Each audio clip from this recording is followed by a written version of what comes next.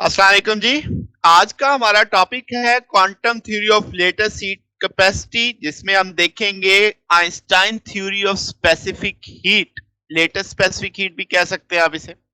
अब लास्ट जो हमारा लेक्चर था वो था क्लासिकल थ्योरी, जो लेटेस्ट हीट कैपेसिटी के बारे में थी, जिसमें ड्यूलॉन्ग एंड पिटिट लॉ हमने देखा।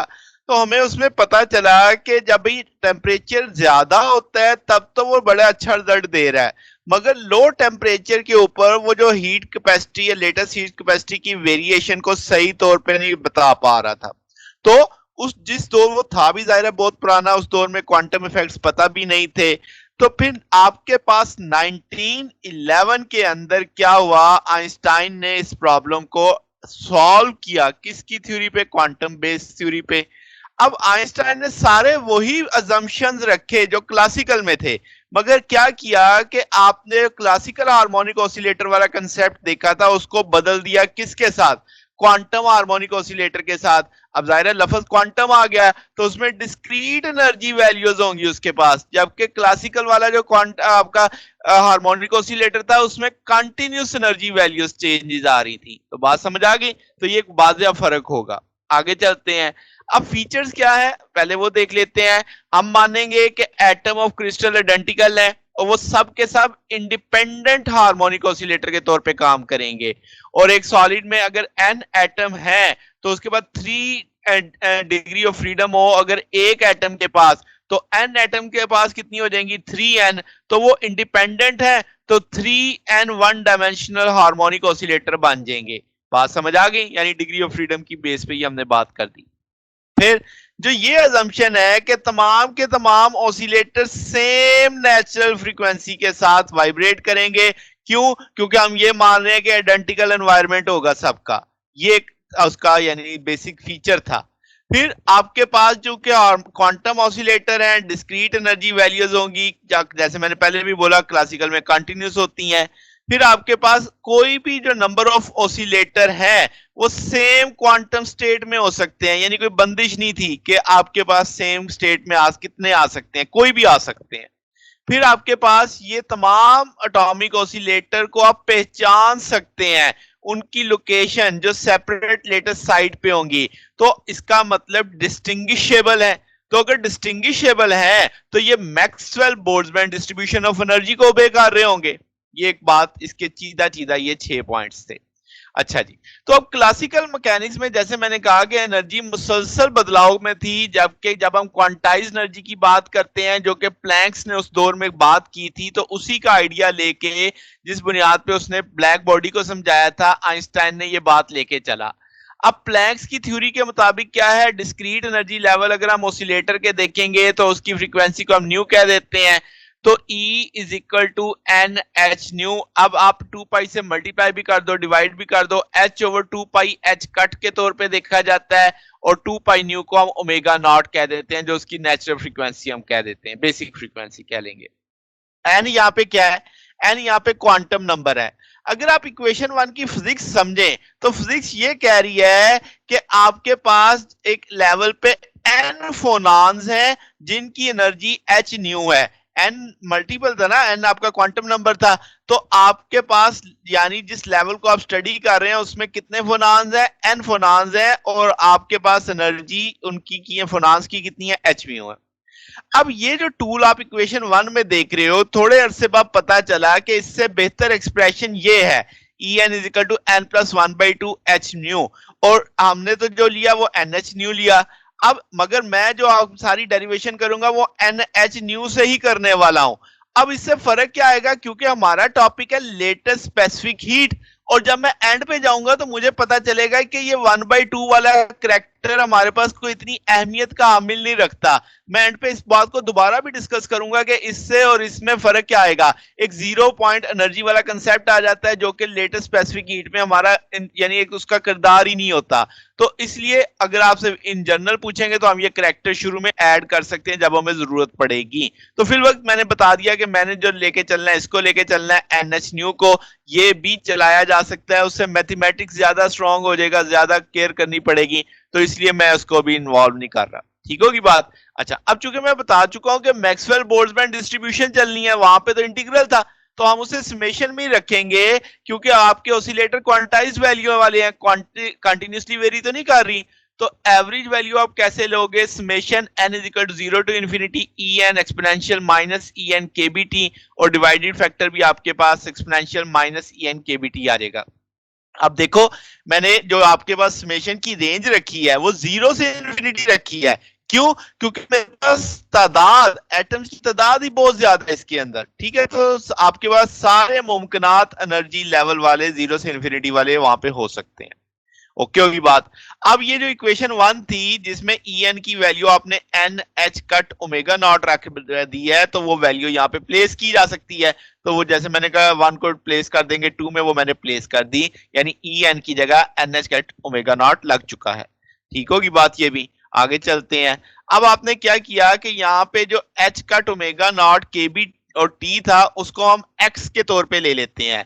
तो यहां से अगर आप देखें तो एच कट ओमेगा नॉट मैंने बाहर निकाल दिया है, इधर अंदर एन बच गया, और ये एक्सपोनेंशियल के साथ जो एच कट ओमेगा नॉट के बी टी है इसे मैंने अगले एक्सप्रेशन में एक्स के तौर पे ले लिया, नीचे भी ऊपर भी दोनों जगह पे कर दिया।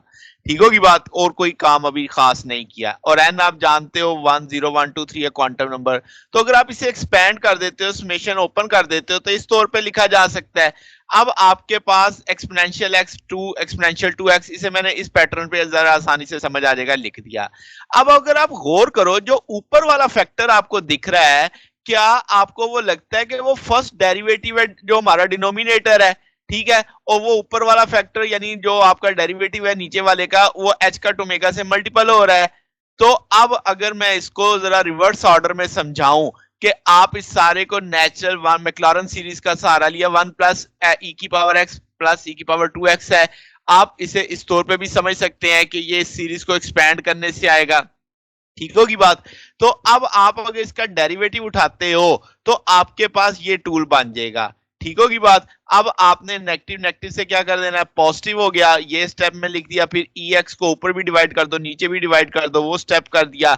अब 1 ऊपर आ जाएगा, इधर ये इस रूप में लिखा जाएगा, एच का ओमेगा नॉट 1 ओवर ई की पावर माइनस एक्स माइनस 1। और हम ऊपर तय करके आए थे कि एक्स किसके बराबर है, माइनस एच का ओमेगा नॉट के बी टी।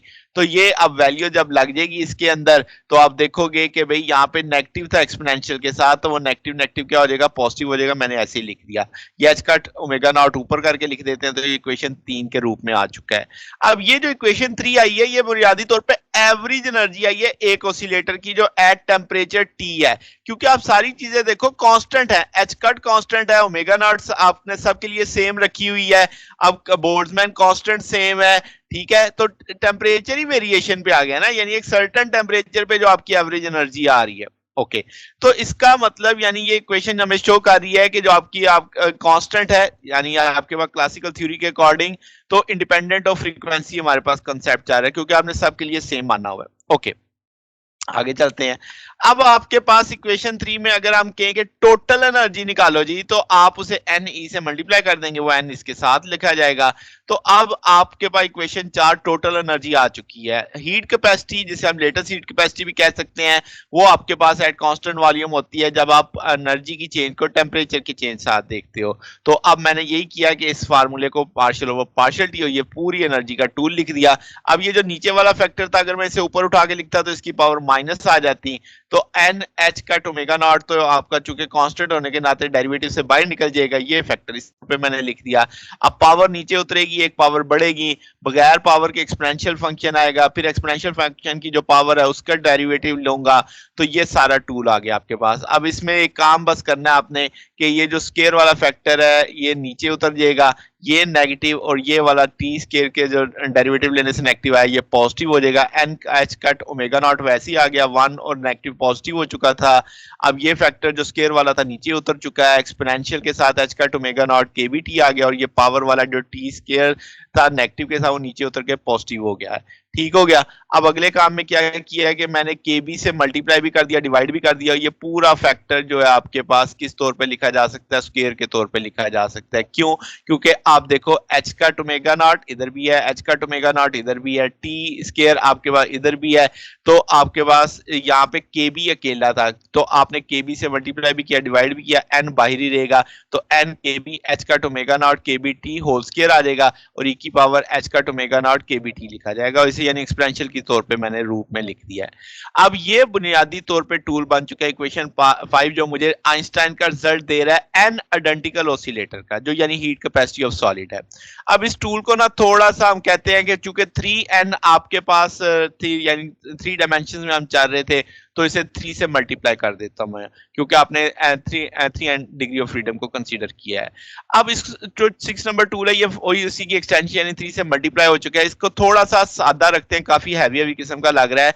तो क्या करते हैं कि एच कट ओमेगा नॉट के बी, जो आप यहाँ पे भी देख सकते हैं, इसे मैं थीटा ई से रिप्रेजेंट कर देता हूँ। थीटा ई क्या है? आइंस्टाइन टेम्परेचर, या इसे कैरेक्टरिस्टिक टेम्परेचर भी बोलते हैं।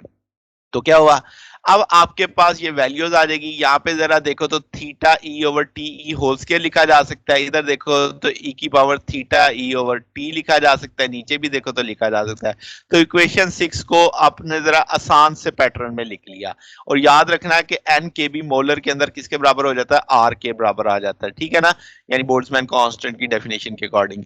अब ये टूल बन चुका है। अब इसमें मुझे दो मामला देखने हैं कि भाई रिजल्ट्स पता चले कि हाई टेम्परेचर पे क्या नतीजे आते हैं, लो टेम्परेचर पे क्या नतीजे आते हैं। तो आपने क्या किया, हाई टेम्परेचर के ऊपर आपने अगर देखें तो ई की power theta T over T, अगर आप इसकी सीरीज बनाते तो 1 plus theta E over T, आगे हायर ऑर्डर भी आते हैं आपके पास। तो वो हायर ऑर्डर मैं निगलेक्ट कर दूंगा, क्योंकि टेम्परेचर आप ज्यादा ले रहे हो, डिवाइडिंग फैक्टर अगर ज्यादा होगा तो जवाब छोटा आता जाएगा। और अगले फैक्टर में जब आप जाहिर है थीटा ई का स्केयर उठाओगे तो छोटी चीज का स्केयर लेने से और छोटी हो जाएगी, तो वो हम निगलेक्ट कर दें। मैंने रेड कलर में इसीलिए हाईलाइट किया कि भाई हम इसे निगलेक्ट कर रहे हैं। तो अब जरा देखो, क्या ये जहां जहां ई की पावर थीटा ई ओवर टी आ रहा था, क्या मैं इसे रिप्लेस कर सकता हूँ इससे? तो वो 1 प्लस थीटा ई आ जाएगा। ऊपर भी देखो तो आपने क्या लिख दिया है कि 1 प्लस थीटा ई, यानी एक्सपोनेंशियल वाला फंक्शन, ये जहां जहां आ रहा था उसकी जगह मैंने 1 plus theta E over T mention कर दिया है।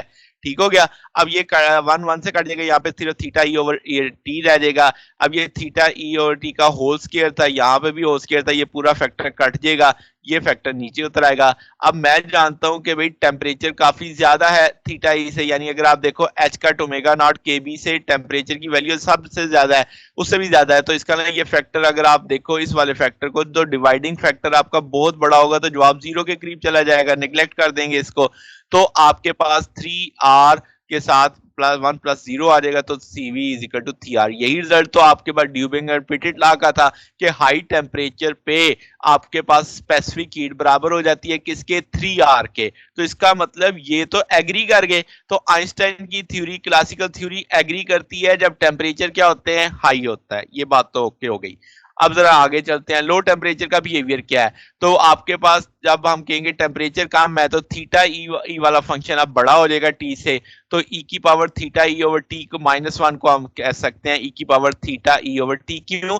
जब ऊपर वाला नॉमिनेटर फैक्टर बहुत बड़ा है, तो उसमें से जवाब जो भी आएगा 1 माइनस करोगे तो कोई फर्क तो पड़ना नहीं, तो ई की पावर थीटा ई ओवर टी। तो वो जो इक्वेशन 7 बनी थी, उसमें जहां जहां अब आपके पास ई की पावर थीटा ई ओवर टी -1 आ रहा था, उसको हम ई की पावर थीटा ई ओवर टी कर सकते हैं। तो वही काम हमने किया। तो ये अब आपके पास इस ऊपर वाले फैक्टर से ये स्क्वायर कट जाएगा, नीचे ये फैक्टर रह जाएगा, ये नीचे वाला फैक्टर ऊपर जाएगा तो माइनस में आ जाएगा। ठीक है, तो अब आपके पास ये टूल बन चुका है स्मॉलर स्पेसिफिक हीट का एट लो टेम्परेचर। अब देखो 3r कांस्टेंट है, अब इसमें थीटा ई over T whole square e की पावर माइनस थीटा ई ओवर टी, यानी टेम्परेचर की वेरिएशन के साथ आपका मोलर स्पेसिफिक हीट की वेरिएशन आपको समझ आ रही है। तो माइनस साइन है, डिक्रीजिंग पैटर्न शो करेगा, इसका ना कर्व नीचे की जानिब जाएगी। तो ये आप देख सकते हैं कि कर्व थी आपके पास 3 NKB, जब आपका जो हाई टेम्परेचर के ऊपर तो रिजल्ट मैच कर रहा था। अब आपके पास जब वो टेम्परेचर नीचे आपने यानी कम करते गए तो डिक्रीजिंग फैक्टर की वजह से तो ये आइंस्टाइन की कर्व आपको दिख रही है। अब आप देख सकते हो कि यहाँ पे मैंने आइंस्टाइन की थ्योरी और डुबई थ्योरी को समझा दिया। आप वाज़ेह तौर पे देख सकते हैं कि बेहतर रिजल्ट आपके पास डुबई थ्योरी का है। तो इसका मतलब आपको इस तस्वीर से फौरन रिजल्ट आ गया कि भाई आइंस्टाइन का भी मामला कोई इतना अच्छा नहीं था, आइंस्टाइन के रिजल्ट भी इतने कोई बेहतर नहीं आए, मगर उसने फिर भी काफी हद तक उसके करीब चला गया जो रिजल्ट थे। अब आपके पास इसको हम क्या रिजल्ट करेंगे, जब हम प्रैक्टिकल करते हैं तो आइंस्टाइन के जो रिजल्ट्स आते हैं वो उसके साथ मैच नहीं करते थे।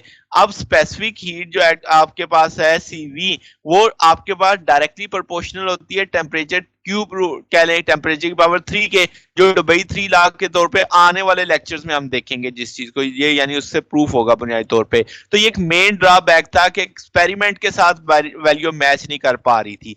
अब वजह क्यों नहीं कर पा रही थी, तो आपके पास आइंस्टाइन ने बेहतर ऑप्शन तो दिया, यानी कि क्लासिकल की निस्बत तो उसके रिजल्ट्स बेहतर आए, मगर उसके अनरियलिस्टिक होने की वजह यह थी कि उसने तमाम वाइब्रेशंस को कॉमन फ्रीक्वेंसी के साथ देखा था, जबकि आपके पास सॉलिड के अंदर ऐसा तो नहीं होता कि आप यानी ऐसा मुमकिन है अगर तमाम एटम एक दूसरे से कोई भी डिपेंड ना कर रहा हो, हर एक यानी इंफरादी तौर पे बिहेव कर रहा हो, मगर हम जानते हैं सॉलिड में ऐसा तो नहीं होता। आपके पास एटम्स की जो मूवमेंट होती है वो हमसायों के साथ कपलिंग यानी फोर्स वाला कंसेप्ट आ रहा होता है। तो यही बुनियादी ड्रॉबैक था जिसकी वजह से यानी एक कमी थी जो उसके में मॉडल के अंदर थी, आइंस्टाइन के मॉडल के अंदर थी। तो फिर क्या हुआ जनाब, अब डुबई ने इस चीज का फायदा उठाया, उसने क्या किया, उसने फर्दर ये सोचा कि number of possible vibration frequency के साथ इसको एक्सप्लेन किया और वो कामयाब हुआ। तो इसका मतलब ये हुआ कि जो आपके पास दुबई का T3 मॉडल था, जो हम देखेंगे इसे दुबई T3 लॉ भी कहते हैं, उसने इसको बहुत अच्छे से यानी रीजनेबली तरीके से समझा पाया। वो हमारे आने वाले लेक्चर में है। उससे पहले हमें एक टॉपिक और पढ़ना होगा, density of state. Density of states को समझ के हम जाएंगे दुबई 3 लॉ की जानिब।